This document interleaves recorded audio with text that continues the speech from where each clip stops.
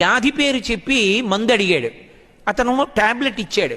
ఆయన ఆ ట్యాబ్లెట్ చూసి అన్నాడు, ఇది 15 రోజులు వాడానండి, తగ్గలేదన్నాడు. మెడికల్ షాప్ అతను అన్నాడు, ఎవరు రాశారని అడిగాడు. ఎవరు రాయలేదు, పక్క మెడికల్ షాప్లో అతన్ని కూడా అడిగితే ఇచ్చాడన్నాడు. అతను అన్నాడు, డాక్టర్కి చూపించుకోకపోయారా అన్నాడు.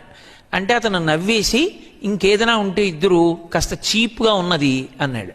అంటే అతను నవ్వేసి ఏదో ట్యాబ్లెట్ ఇచ్చాడు, ఓ వారం వేసుకుని డాక్టర్ దగ్గరికి వెళ్ళాను నేను. అతను నాకు బాగా సన్నిహితుడు. నేను మెట్లు దిగిపోయాక అడిగా, ఏమయ్యా డాక్టర్ దగ్గరికి వెళ్లకుండా ఇలా ఎందుకు వాడుతున్నావు మెడికల్ షాపుల్లో అని.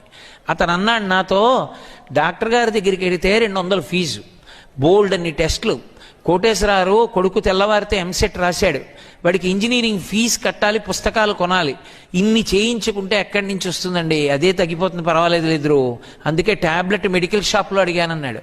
నాకు ఎంత బాధేసిందో. తల్లిదండ్రులు వైద్యం చేయించు